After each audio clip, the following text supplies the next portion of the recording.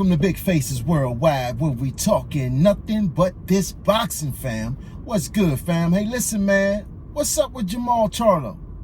What is the deal with the offer that Eddie Hearns made Jermall Charlo to fight Demetrius Andrade, man? It's been about 2 weeks since that business has been made public. $7 million, one fight, unification fight, no strings attached. Why hasn't Jermall Charlo responded? I'm a big Jermall Charlo fan. I dig the Charlo brothers. The energy that they bring to the boxing game is what boxing needs. You understand? That aggression, that violence, that attitude. I love all that. But why hasn't Jermall Charlo answered Demetrius Andrade and Eddie Hearns? What's the hold up, fam? Career high payday, a chance to unify the middleweight division. Another belt means another zero to that check, fam. You know what I'm saying? You want to get paid, you want to be a top dog, get another strap. Unless you're doubting yourself, unless you really don't think that you can beat Demetrius Andrade, and I don't believe that's the case. I don't believe you thinking like that. But what's the problem? I don't understand. What's the hold up? If everything is as Hearns says it is, which is the money is what he says it is, the contract is what he says it is, which is one fight deal, no strings attached. You come on over, fight Demetrius Andrade, get this $7 million, and go back to PBC. If that's the case, I cannot fathom why Jermall Charlo has not accepted this fight. He has no fight lined up. You know what I mean? He wants Canelo. He wants Golovkin. He wants these big names. But Canelo and Golovkin, they're looking at him like, what has he done? You know what I'm saying? What has he done? These are how, those guys are looking at him. Like he hasn't done nothing. The belt that he got was a belt that I vacated and, the WBC awarded to him. This is how Canelo is looking at Jermall Charlo.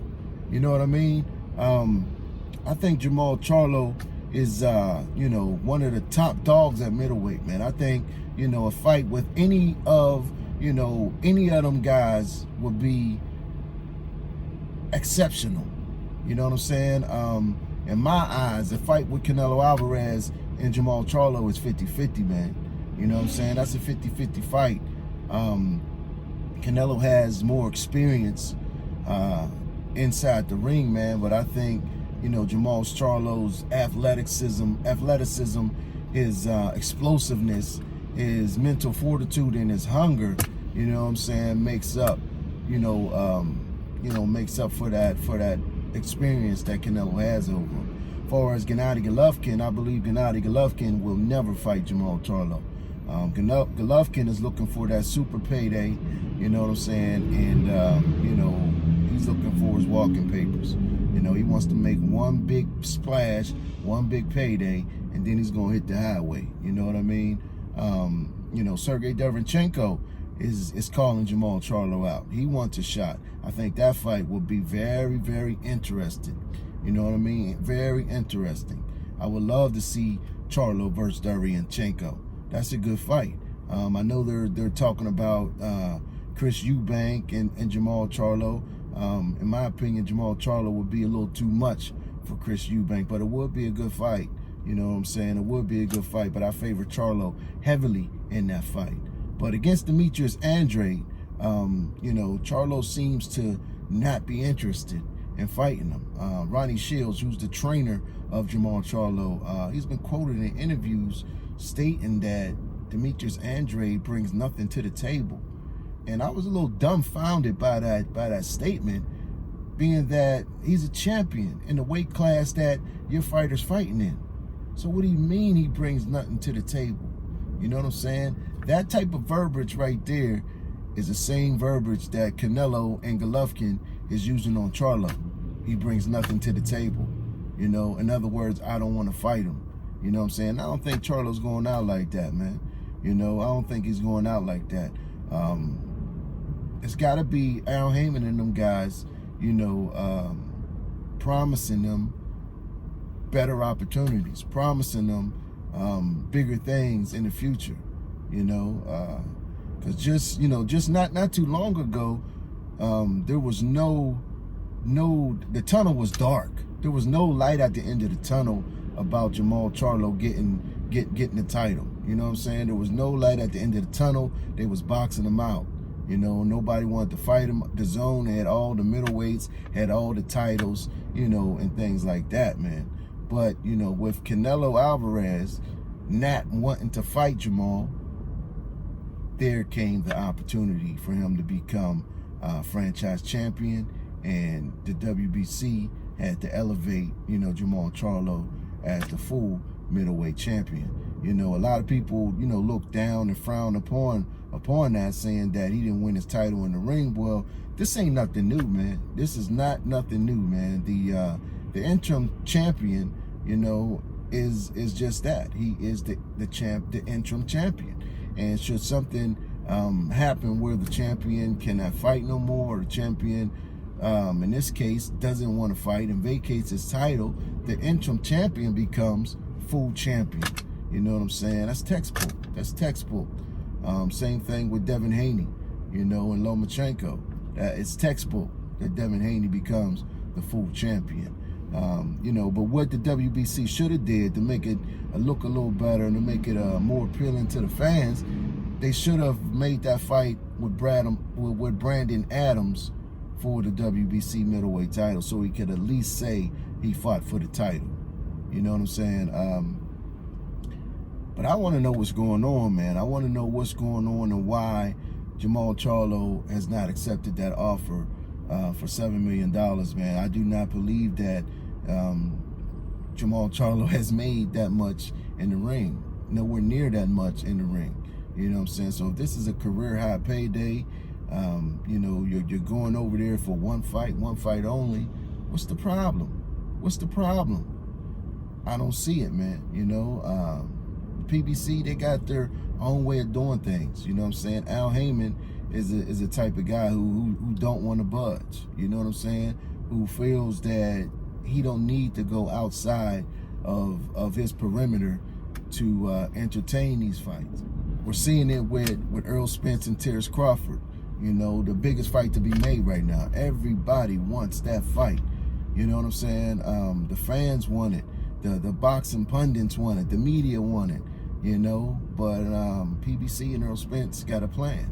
You know, and they are not going to deviate from that plan. And that plan is to, you know, fight the guys over there at PBC. You know, to possibly get that strap for Manny Pacquiao, if Manny Pacquiao is willing to fight Errol Spence. If not, they made Danny Garcia, I believe, the mandatory for the WBC. So, you know, Errol's going to fight Danny Garcia, and, you know, he's really going to push for that Manny Pacquiao fight. Now, after that, I do believe the fight against Crawford will get made, you know, or they'll be looking to make that fight. Now, whether, you know, Crawford's still around, you know what I'm saying, whether Crawford is in a position to accept that fight at that time is you know, remain to be seen, man, because Crawford's, what, 32? He'll be 33 this year, you know what I'm saying? And, you know, that's kind of, you know, you're getting close to the cutoff point for a boxing career, man. Once you get into your, you know, your mid-30s, man, you know, I ain't gonna say your boxing career, your prime boxing years. You know what I'm saying? Don't you want to see Errol Spence, Terence Crawford in their prime? You know, we don't want to see, you know, another Gennady Golovkin and Terence Crawford. Like, we didn't get a chance to see Gennady Golovkin face elite competition until he was, what, 34, 35 years old. So we really don't know how good Gennady Golovkin was, because we didn't see him in the ring with these guys until he was 34, 35. You know what I'm saying? And I hope that's not the case with Terence Crawford, man. Jermall Charlo, he's 30 years old. You know what I'm saying? You got to start fighting these elite guys. You got to start fighting some meaningful competition. You know, people get on Tank, you know, who's he fought, but you know, he just fighting the guys that they're putting in front of him. Same thing with Jermall Charlo, you know, he's fighting the guys that they're putting in front of him. You know, he got the biggest win on his resume is Julian J. Rock Williams, who has proven to be a solid fighter. You know, he came back and became a unified champion. So we know that Julian J. Rock Williams, you know, is top shelf. You know what I'm saying? I just hope that fight can be made. It's a fight that interests the public. It's a fight that needs to happen. You know, it's a fight that has been brewing for years, and Demetrius Andrade, he keeps poking the bear. You know what I'm saying? On social media, he's always saying something to the Charlos, about the Charlos. You know what I'm saying? He really wants that fight, and it does not. The feeling does not seem reciprocated by Jermall Charlo. I don't know what it is, man. But we'll see, man. Hopefully that fight gets made. Hopefully we hear something pretty soon about it. You know what I mean? If the offer is real, if everything Eddie Hearns is saying is the truth, I don't understand, you know, why Jermall Charlo's not taking that fight. But listen, man, I appreciate y'all coming through. Check me out on Twitter. Check me out on Instagram at Big Faces Worldwide, all one word. You can go on bigfacesworldwide.com, cop your Big Faces merchandise. You can send donations, you know what I'm saying? You got access to my Twitter, to my Instagram, to my YouTube, all on that bigfacesworldwide.com, man. It's going down, man. I'm making some big moves in 2020. You know, my goal is to hit, you know, five stacks, 5,000 subs by the end of 2020, at least, you know what I'm saying? That's the goal for 2020. You got to set goals, man. And that's my goal. I've been doing this thing for a full year now, you know, and in that year, I've gained over 2,000 subs, man. And I'd like to thank y'all for that, man. I appreciate y'all support, you know what I'm saying? There's guys who has been on here a lot longer than me, who make a lot more videos than me, who be on, you know, YouTube, you know, a lot more than me. That hasn't done that, you know. So I'm truly grateful. I'm truly appreciative of the support that I've been getting on YouTube, man. I just hope y'all continue to support me in 2020. I'm going to continue to be me, man. You know what I'm saying? I ain't following nobody's curve. I ain't, you know what I'm saying? I'm not going with nobody's agendas. I'm doing me, fam. You know what I'm saying? I'm doing me. But I appreciate y'all sliding through. In the meantime and in between time, stay blessed and keep on supporting this sport that we love called boxing. Peace. I'll holla back.